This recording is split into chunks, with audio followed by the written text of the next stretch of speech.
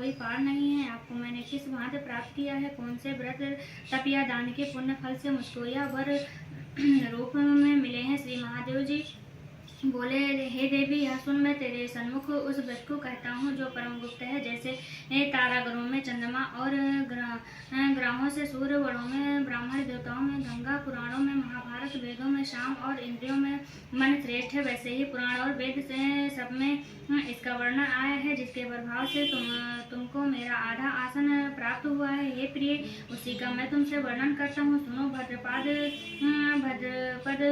भादों के शुक्ल पक्ष की हस्त नक्षत्र संयुक्त तृतीया तीज के दिन इस व्रत का अनुष्ठान मात्र करने से सब पापों का नाश हो जाता है। तुमने पहले हिमालय पर्वत पर इस महान व्रत को किया था जो मैं तुम्हें सुनाता हूँ। पार्वती जी बोली, हे प्रभु, इस व्रत को मैंने किस लिए किया था यह मुझे सुनने की इच्छा है, सो कृपा करके कहिए। शंकर जी बोले, आर्यावर्त में हिमाचल नामक एक महान पर्वत है जहाँ अनेक प्रकार की भूमि अनेक प्रकार के वृक्षों से सुशोभित है, जो सदैव बर्फ से ढके हुए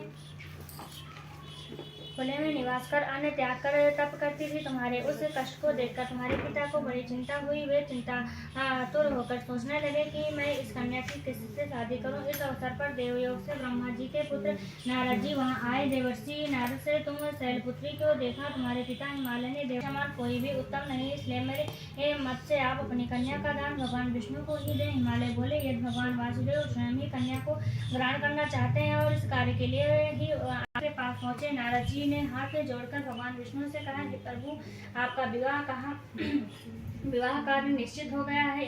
इधर हिमालय ने पार्वती जी से प्रसन्नता पूर्वक कहा, हे पुत्री, मैंने तुमको गरुड़ध्वज भगवान विष्णु को अर्पण कर दिया है। पिता के इन वचनों को सुनते ही पार्वती जी अपनी सहेली के घर गई और पृथ्वी पर गिरकर अत्यंत दुखित होकर विलाप करने लगी। उनको विलाप करते हुए देखकर सखी बोली, हे देवी, तुम किस कारण से दुखी हो पाती हो, मुझे बतलाओ, मैं अवश्य तुम्हारी इच्छा पूर्ण करूंगी। पार्वती बोली, हे सखी, तुम मेरी जो मन की अभिलाषा है सुनाती हूँ। मैं श्री महादेव जी को वरण करना चाहती हूँ। मेरे इस कार्य को पिताजी ने बिगाड़ना चाहा है, इसलिए मैं निसंदेह इस शरीर का त्याग करना चाहूंगी। पार्वती के इन वचनों को सुनकर सखी ने कहा, हे देवी, जिस वन के तुम्हारे पिताजी ने न देखा हो तुम वहाँ चली जाओ।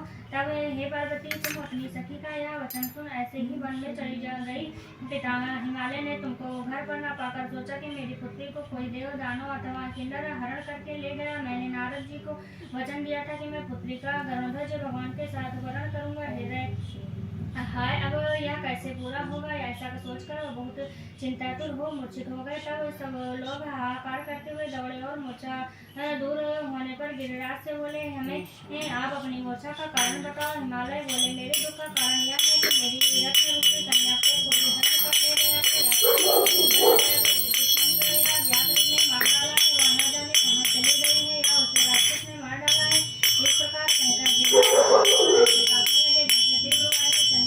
चलने पर कोई वृक्ष काटता है। पार्वती, तुम्हें गिरिराज काटने सहित घने बंधु ढूंढने निकले।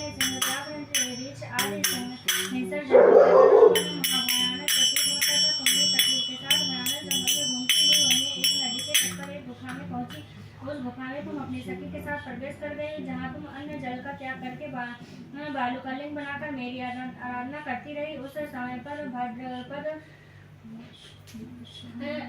मास की हस्त नक्षत्र युक्त तृतीया के दिन तुमने मेरा विधि विधान से पूजन किया तथा रात्रि को गीत गायन करते हुए जागरण किया। तुम्हारे उस व्रत के प्रभाव से